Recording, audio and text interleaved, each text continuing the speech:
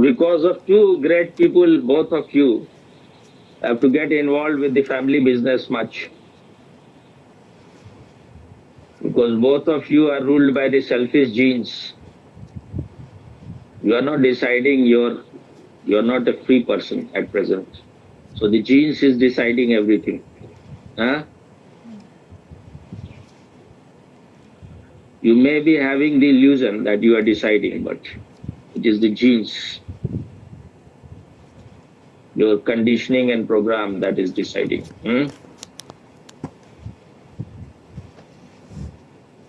So she will ask her question, then we, okay? Okay, Swami, let me find my question. Don't feel guilty. I'm not telling all these things to make you guilty. Just trying to make you aware. The more aware you are, the more free you will be. Especially free from your own unconsciousness. That is the real chain. People from outside, they can create chain, but that's not that dangerous as the chains created by you yourself. And you are also not, it's not in your hand also until and unless you are able to bring light to your whole unconsciousness. You are helpless also. Okay, you ask. Okay, so I have 3 questions. Do I read all of them? No, you ask first that which you had asked, the first one which you had sent before. Okay, the first one The is journey. is life a journey of the consciousness or the journey of the unconsciousness? But first you ask, first you tell why you are asking this question, how the question arose. Because one day it suddenly came to me that it is actually the journey of unconsciousness becoming consciousness, like the darkness become light. So I asked this question because last time I have heard from Swami that you said before, like No, you said journey of consciousness, unconsciousness to unconsciousness. That was the first part. My question is life a journey of the consciousness or is it the journey of the unconsciousness? No, you see again your question. Yes, my question is life a journey of the consciousness or the journey of the unconsciousness? So when you are saying, just wait, when you are saying it, is it a journey of unconsciousness? That means from unconsciousness to unconsciousness. Unconsciousness will become consciousness. I feel like the No, unconscious. when it is a journey of unconsciousness, then it will remain unconsciousness. So it will be a journey of only unconsciousness. It will never become conscious.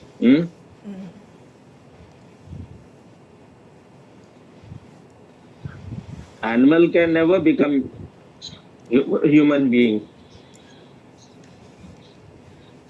Maybe they may become human being. That is also unconscious process. But still they will remain unconscious.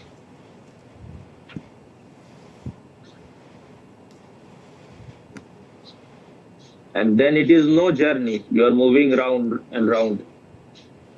It's a vicious circle. So if you want to make it conscious, then you will have to make all the effort, and the effort will have to be Herculean. It cannot be lukewarm. You can relax only when you have done your work totally. Before that, if you want to, you think you have become Lao Tzu, you can just float. It's not going to happen. As long as the ego is the center of your life, you will have to make all effort until and unless the snow of the ego, solid ego, melts. And only when it has evaporated, then you can relax. now it cannot come back. But in nature, it can come back again. But when you have become conscious, it cannot come back. Even if the ego is there, like Raman Maharshi said, the ego of a knower, ego of the Jnani is just like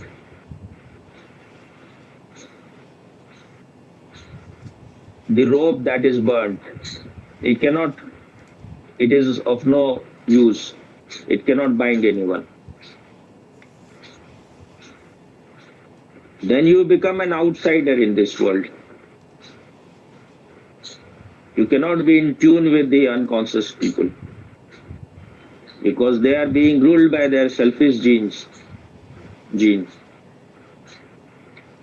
I was listening to Richard Dawkins. So in the beginning, after listening for some time, I felt he's a donkey. But then later on, when the whole abstract, what it is called, abstract of the book, just the like smaller, the book has been reduced to just essence. So when I heard the whole thing, then I realized that this man is really very, very intelligent. And he can see which most of the people, even those who meditate, they can never see. That was in the last chapter. So until and unless you are able to see, I was able to see what he is saying. But in a scientific way, with their scientific instrument, he has made it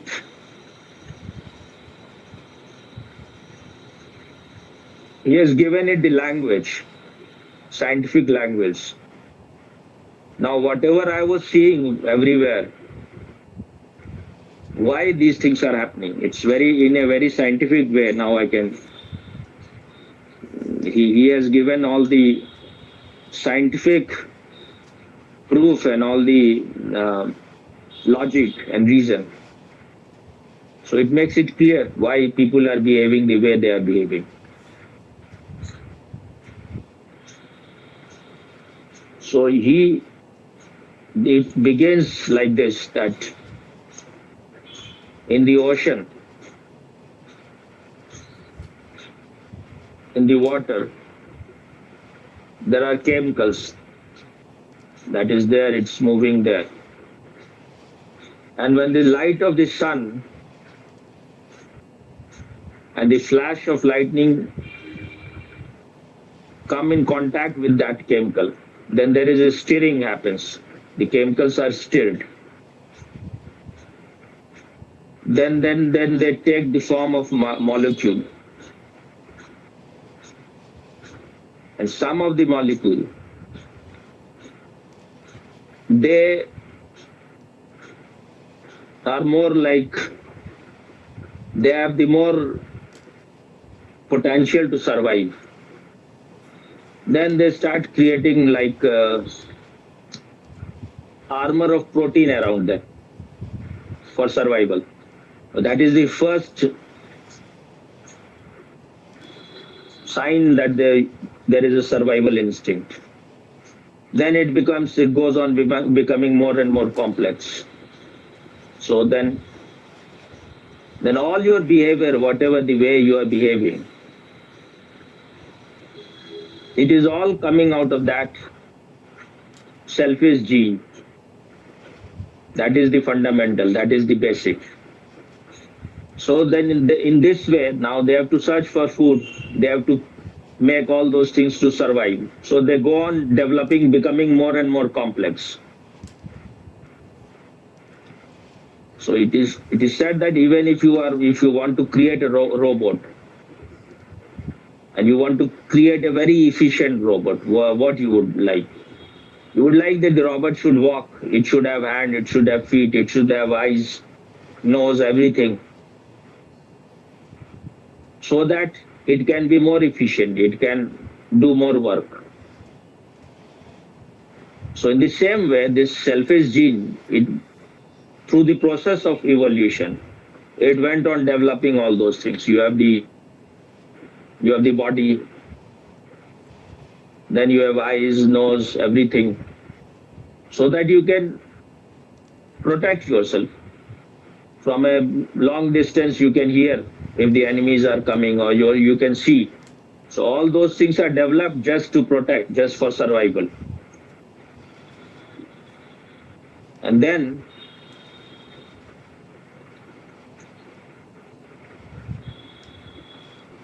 what they are in search that this gene can be replicated. It's they are interested in its photocopy or its copy. So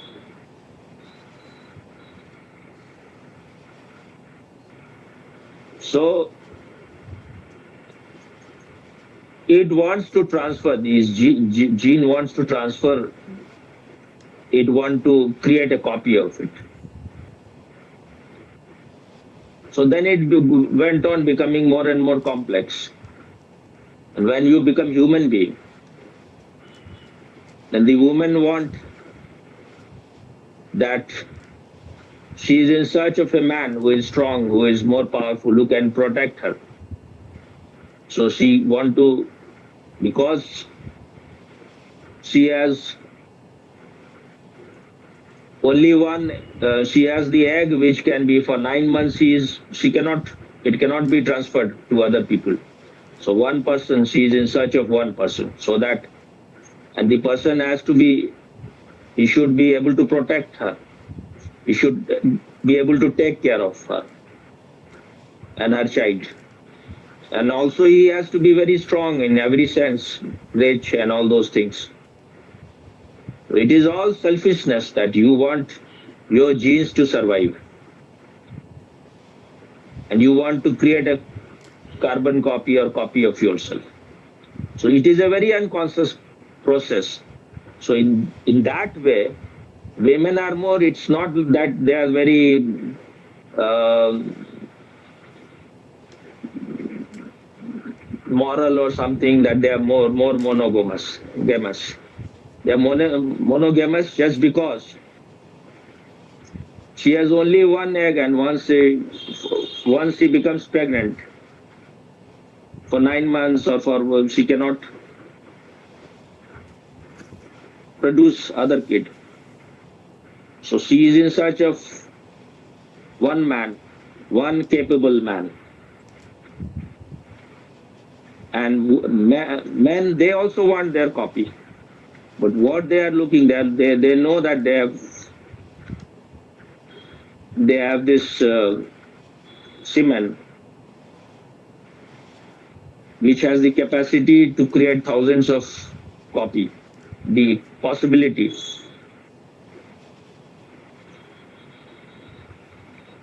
So they want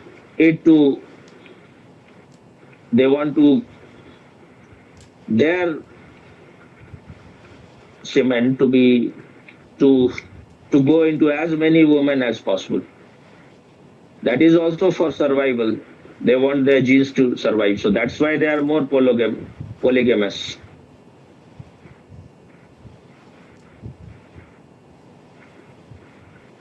It is all for just unconscious survival tactics. You are doing everything for your own survival. That's why you have to create all the security. And then you want to procreate. So these are the two things: survival of yourself, and then you want to procreate. So it is. Hmm? So it is. So it is. It is like if a man is man or woman, he or she knows that he will die someday, but through his copy, he or she thinks that she will be living through him by his or her copy. That's why they create also. Yeah, but the thing is that it's not that this is a very conscious process. It is all unconscious. Your genes is, it is said that genes are almost immortal. because it has been replicating, it has been making copy of it. There are genes which is 100 million year old. It has been, it goes on creating. And then he says, whatever you say is altruism, you are like compassion, love, and all those things. You are like, you take care of other people, you are philanthropist, you do social service. These are also in a way selfish because of the selfish genes. You think you are doing something. It is also a survival mechanism. Like the mother take care of her all her children, because through them her genes will survive. So they are equally important for her. But the siblings, the brothers and sisters, and brother, they are more. They want their they want their survival more, because in you you have 100% of your genes, and with your brother there is 50% genes are matching. So your survival is more important. And if there is a cousin, then he has only 25% similarity. So mother will take care of all her children equally in a way. But still they differentiate. If the one child is more talented, he is more productive, then that child becomes more special. But there is a fight among brothers and sisters because they are more interested in their survival. They have their 100% genes inside them. And when like mother she is ready to die for her children, you think this is.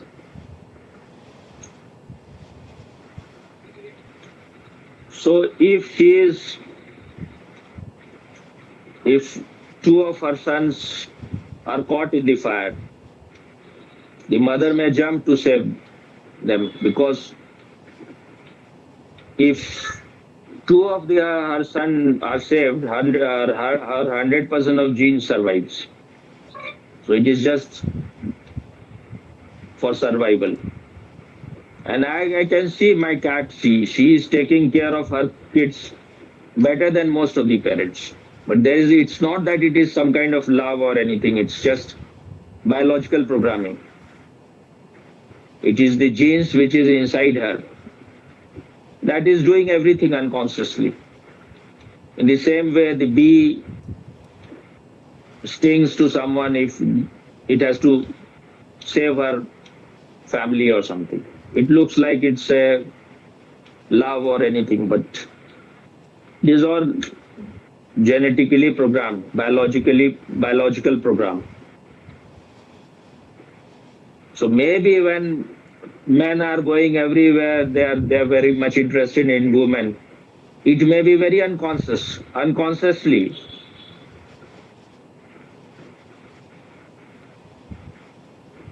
They want to spread their gene so that they survive even if they die. And about other thing also, he was saying that there is another thing which he calls meme. He says that this is like a virus in the brain. So your thoughts, your ideas, the culture which you are born in, all the knowledge which you have in the brain, they also want to survive. First is biological, the second is of the brain. So people are very much interested that even if they die, their ideas should survive. You want your culture to survive. Someone is creating music, he wants it to survive. So If you are listening to someone's, like I am singing and you are listening and you learn it, then in a way it is surviving. So he is saying that those things, like when a man is strong, then he will create strong offsprings. In the same way, those ideas, if it is simple, if you are able to understand it well, and it can spread fast, and it has been for thousands of years, it has survived, and these are called like more stronger ideas, like about, like religion, like God. They have survived for thousands of years because the idea, whatever religion you are born in, is transferred to you when you were just a kid.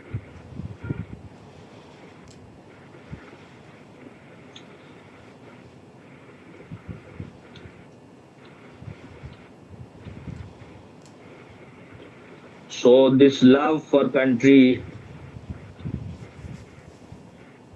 this idea that I'm a Hindu or all those things, you are in that way also programmed. That he calls meme. Like we call the videos in the, when something videos or picture in the internet or YouTube, when it becomes viral, they are also called meme. Huh?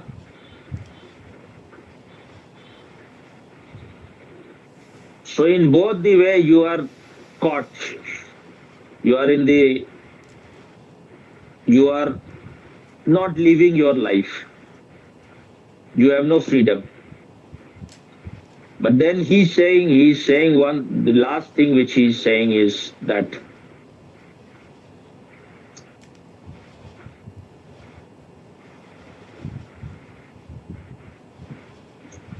you are like a puppet. But then the string, you can see the string through your consciousness. And once you are able to see it, you can get out of both whatever you are programmed in your brain, and you can get out of your biology also. You can be free from both the things.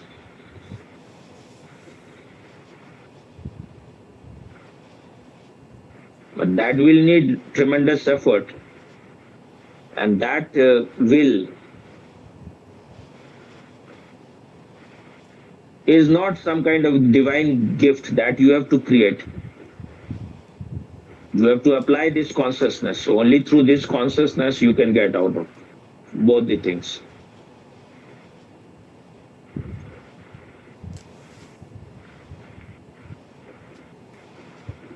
And he was saying that when you are helping like strangers also, you helping you have the food and everything, and you give it to someone. So in that also, it's like you are giving now, and your unconscious genes, it knows that maybe in the future you may not have it. So maybe that person will help you in the future. This he calls like you scratch my back and I will scratch your back.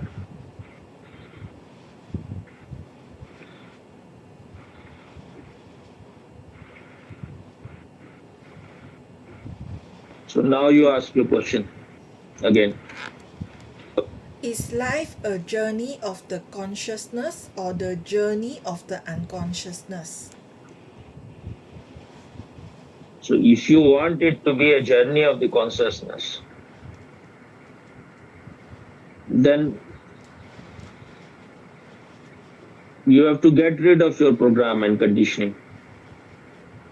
If you are not able to see even little bit that you, whatever you are doing, you may be having a friend, but you are helping the friend so that he can also help you, or he or she can also help you. It is all just unconscious. It is not something altruistic, it is not out of love, it is not out of that you are totally unselfish. You are not expecting anything in return. It is all very unconscious and it is all programmed. The same is the case with the parents, the same is the case with friends. We think that we are very much in love, we love our friend, but if you go deep, there is selfishness is hidden. So once you are able to see that you have been programmed, you are in chains, you are in the chain of your biology, you are in the chain of your whatever knowledge has gone inside your head. That has also come out from outside. So where you are not the master of your own life.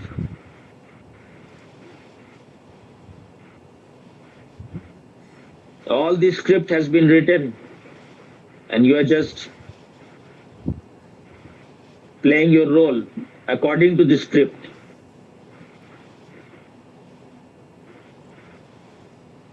So that for that we are meditating, so that little bit whatever consciousness you have, as your unconsciousness become less and less, you will see that its place is being taken by the consciousness. The more unconsciousness, the more darkness of the unconsciousness goes, you will see its place is being taken by consciousness.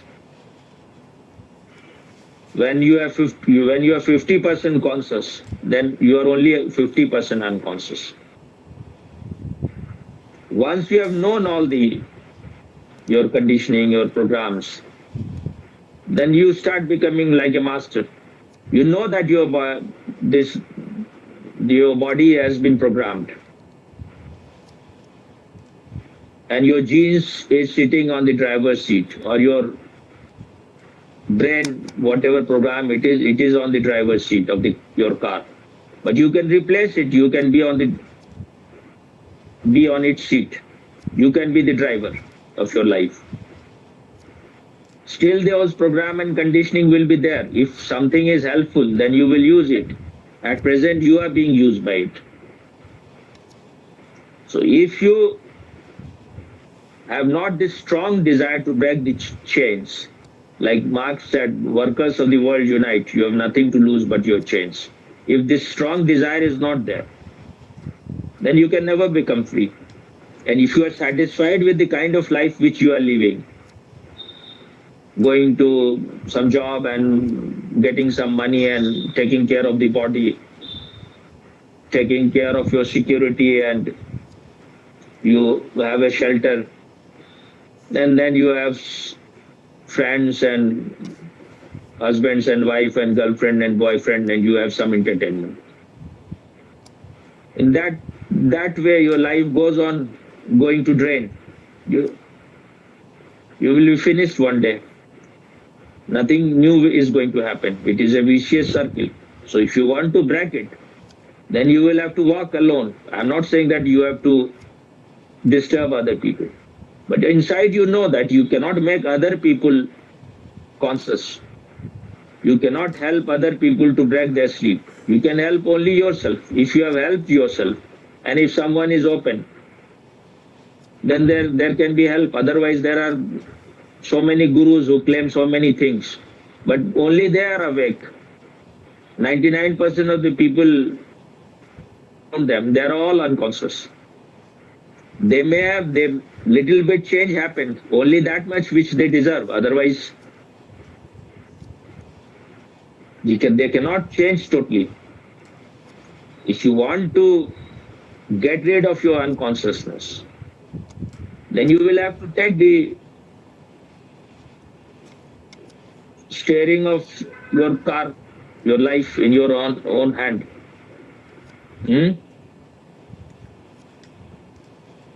What happened?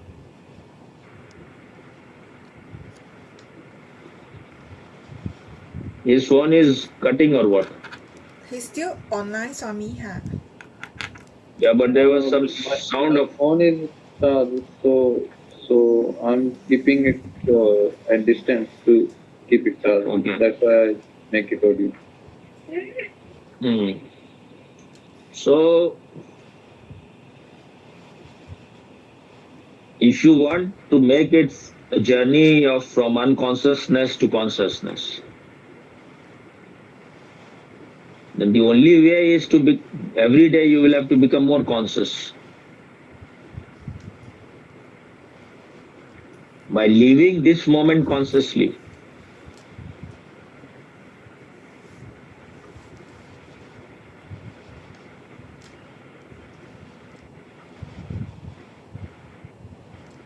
If you are unconscious in this moment, how can you be conscious in the next moment?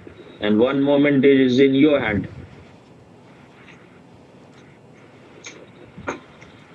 So if you are conscious this moment, then there is every possibility next moment also you will be conscious because your consciousness is becoming stronger. It is already there, it was always there, but it is like the diamond lost in the mud. Whatever you give attention to, whatever you bring give energy to becomes stronger. If you are not giving energy, if you are not exercising your muscles, they will start becoming weak.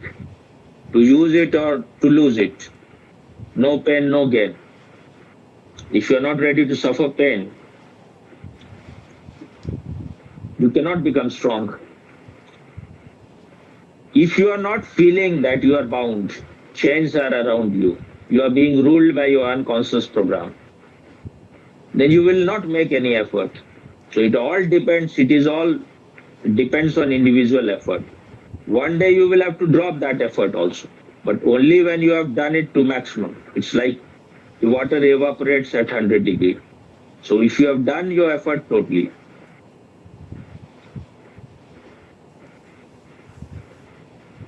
then one day you can just relax.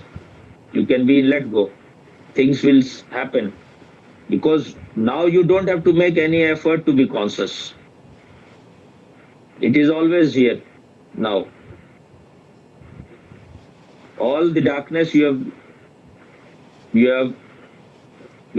you have seen. Once something is seen totally, it goes. If it is negative, if it is dark, if you are running away from your inner darkness, your inner ignorance, your inner garbage, then they will continue. You have created an image that I am a great person. Then you will never look inside. Huh?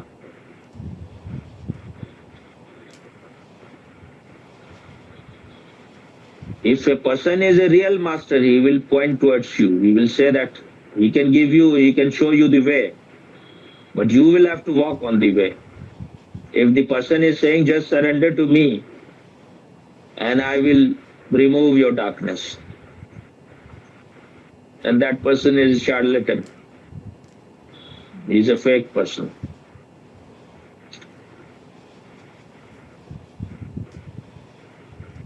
Mr. I Bhupen, have I have question about it. but you can share your question, whatever, then I will. The line just you just said that if a person is saying he surrender to me and what it was and I will remove your darkness. Hmm. So I don't know how Same it words is. can be right also, but it is if the man is it all depends on people, but mostly in the modern time if someone says surrender to me, no one is going to surrender also, especially people who are left brained. There are people who are stupid kind or innocent, they can surrender, but they are also clever. They think that they have to do nothing, just being entertained by someone who calls himself master will help. They will have less suffering. Their life will be uh, better comparatively, less tension, but they will never become master of their own life also. Like whatever this Amit is saying, he will have a very enjoyable life. Like he's saying now that I've, since last 2 months or something, started asking money from people, and I want, my master has Rolls Royces 93. I want more than him. Now these are unconscious desires. Why you want to compare yourself with him? He was saying that in YouTube he is now, like I think he was talking about membership, that it is 8,000 rupees is now maybe he will charge. I don't know whether it's for whole year or just for 1 month, something like. So and he was saying I wanted it to be far more than that, but this is the limitation. YouTube, you cannot have more than that, 8,000. So it was the highest. He said that earlier I was only, I will accept only uh, sweets and all those things. Other things I won't accept. And he was saying that some woman from America comes to me. She she comes from, on business class. I forget. Maybe he was saying 100,000 rupees or more than that. She spends when she comes, and she gave for this ashram 25,000 rupees. It's like you are offering such a small amount just for coming. Spending so much amount, but you are just giving like a bhik, what do you call it, dole, something like that. But he said, now I will accept that also. Whatever you are, I will accept everything. Because without, he was saying that without Maya,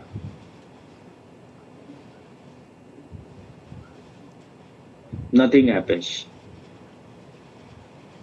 So in a way, it is all right also that if you don't have big ashram, if you don't have a very rich, you are not a master who has Rolls Royce. Mostly people will won't come to you because they are looking for outside things. They may call themselves spiritual seekers, but they are not spiritual seekers. They are also greedy people. They are also conditioned. Their selfish gene is ruling them. So if they see that someone is very prosperous, if money is raining on that person, person must be godly. What Osho called Bhagwan, that person must be Bhagwan because blessings is showering on him. What blessing you can see? Only the material things. But when he is saying that I want my master as 93 or 97, whatever Rolls Royce, I think it was 93. I want more than that. It must be in his unconsciousness. So it looks like he is not free from his unconsciousness. And you can be a good storyteller. You may have read many books. The Indian, there are so many books. You had your masters, whether they were true or not. But if you, or you can be made ready for these things, because whatever he is saying these days can prove to be very dangerous, can destroy the trust of the people also. He can be more dangerous also compared to Achar Prashant. Because if what he is saying people are listening and they are not themselves enlightened, then you are uprooting these people. I may talk about these things later, otherwise it will be too late. So you are available after half an hour, 20 minutes, half an hour, Yeah. whatever. Yeah, I will. Then we will talk about these things also, of course. And whatever you had questions, he had also 2 more questions, I think. Okay. Okay, Swami. Okay.